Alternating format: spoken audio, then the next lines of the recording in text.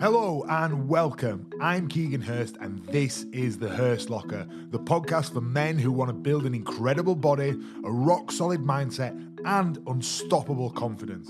It's for men who want to live life on their terms and live it to their full potential. I've helped hundreds of men transform their lives, giving them the knowledge, the tools and the self-belief to help them smash through the glass ceiling that stopped them from achieving their dreams. And I want to do the same for you. Now we're going to focus on physical, mental and emotional health, things that affect us as gay men so that we can live life on our terms, build the body that we want and feel confident living that life. I'm going to help you cut through the noise and confusion to give you the confidence and clarity to take action and build the best version of yourself, to give you complete control of your body, your mindset, your habits and ultimately your life. So let's get to it. Hello and welcome to the Hirst Locker, and in this episode I want to talk to you about the real reason that you never reach your goals. So let me set the scene. You go to the gym often-ish, you eat pretty well or you think you do, but yet you seem to never get any closer to your goal. In fact, you've had the same goal for years now and you're not really much closer despite the effort, despite the time and the energy that you've put in. Now, your behavior has prevented you from achieving it, though it's through deep-rooted habits set off by triggers and routines. And here's the thing, right? We are all fighting a $1 trillion machine that wants us to eat crap food and food even. And truth be told, external influence is weak, right? Things that are wanting us to get in shape. So we need to focus on the internal change to empower ourselves through awareness, through education, and through our health. But what does that mean? All right? What does that mean to change that around? So first off, let's look at some problems that you're experiencing, okay? Number one, you focus on the wrong things, all right? People are obsessed with meal timings, which supplements to take, what they should cut out, and which vitamins and minerals they need to take. And it means that you're missing the bigger picture. You're getting caught up in the weeds. It leads to uncertainty. And uncertainty always leads to a lack of commitment. Okay? Number two, you focus on feeling good. All right? You're chasing happiness. I'll be happy when? You're looking for materialistic things like bigger abs, bigger shoulders, bigger arms. You're chasing positive emotions. You try to completely exclude negative emotions. And you're looking for experiences that are satisfying. You're looking for that instant gratification, a shot of dopamine, social media, a compliment, a match on Tinder, anything to make you feel good about yourself right now. You need it. It's like a hit of cocaine. We don't do drugs, kids. Number three, you're completely overwhelmed. Here's some stats for you. There are 50,000 different diet books. There are 248 different diets and over 1.3 billion search engine results on fat loss and getting in shape. Yeah, up to 95%, depending on which literature you read, of diets fail. It's information overload. It's paralysis by analysis. Problem number four, you're in the wrong crowd. All right. There was a study in the New England Journal of Medicine that it looked at social influence of people who were overweight, who were obese actually. And it said that if you have a close friend who is obese, it equates to a 45% higher than normal chance that you yourself will develop obesity. A friend's friend was a 20% higher than normal chance, and a friend's friend's friend was 10%. A friend's dog's uncle's cat's mother's son wasn't on there, but you get the idea. Now, that's incredible, right? It's like 7 degrees of Kevin Bacon or separation, however you want to word it, but this actually impacts your health. So let's look at the things that you've tried to fix this. You've tried diets, you've tried clubs, you've tried classes, fads, magazine regimes, supplements. Maybe you've even been suckered into trying cons like skinny tea. Here's the tea, not the skinny tea, the actual tea. You will continue to fail while you look at things through the lens of just wanting to look better. Because we're bombarded with messages that vanity is bad and it's self-serving, blah, blah. So subconsciously, you continually self-sabotage yourself because you don't want to fall into that. You don't want to be seen as self-serving and vain and shallow.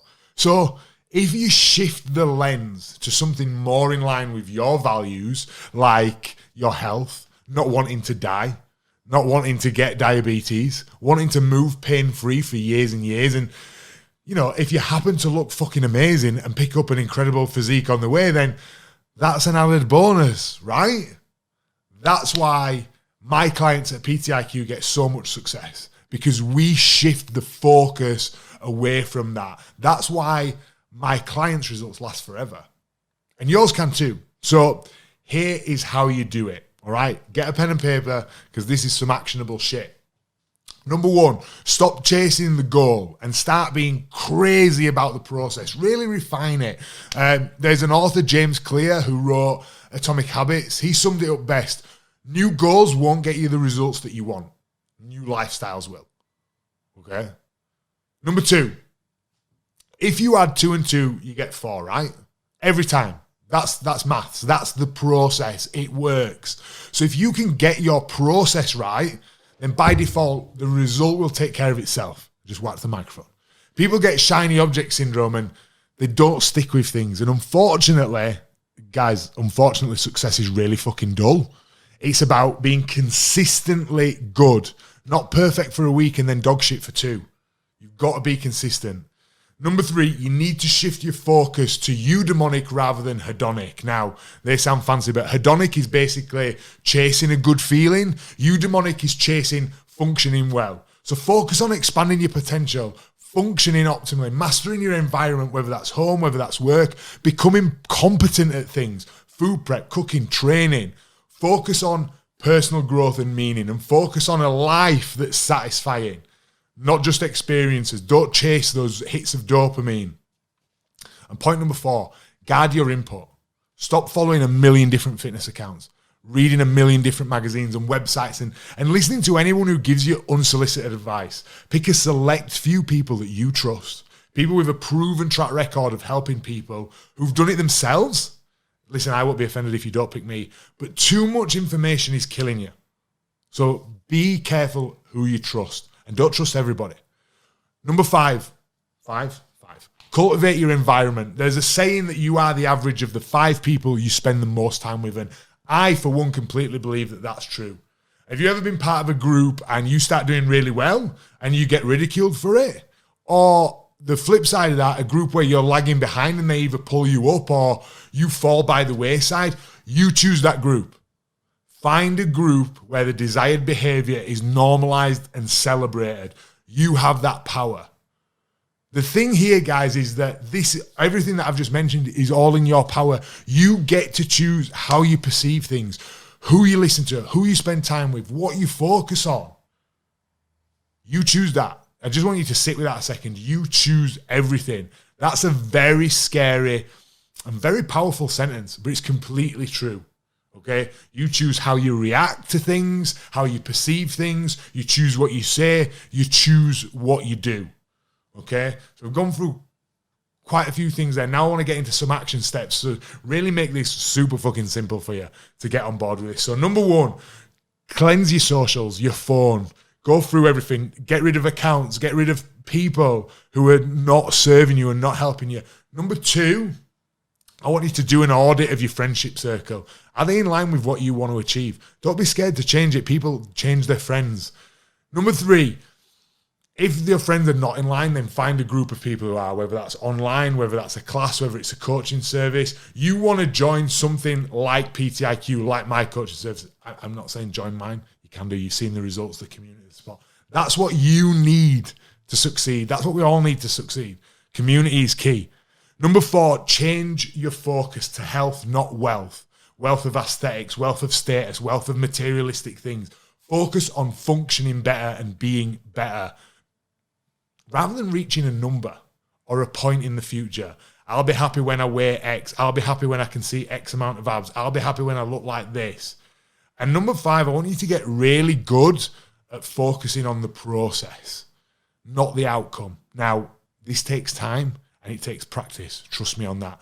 But get really meticulous at focusing on that. So just to kind of recap and cover everything that we've touched on there. Number one, the reason that you keep failing is not because you are a failure or that you are broken. You're just looking at things through the wrong lens, okay?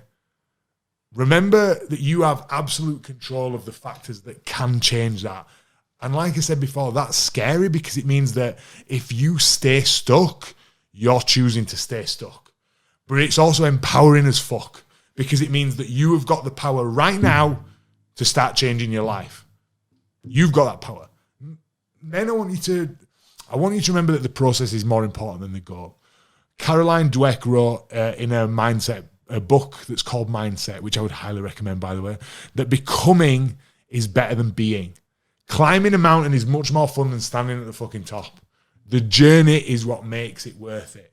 So, guys, I mean, short and sharp this week, but I think flipping your focus from that hedonic chasing pleasure to having it being intrinsic about what you want, how you want to feel. Live the life that you want. Don't live somebody else's, because ultimately you're chasing something that's completely unfulfilling. And like I said, there is no amount of money in the bank. There are no amount of abs that you can see. There's no size of your biceps. There's no number of likes on Instagram that can make you feel good and content about yourself. Okay? It's all short lasting. So please, please, please bear this in mind and start working on it and give it patience, okay? It takes time. But guys, you've been a pleasure as always. Thank you for listening to the Hirst Locker, and I'll see you next week.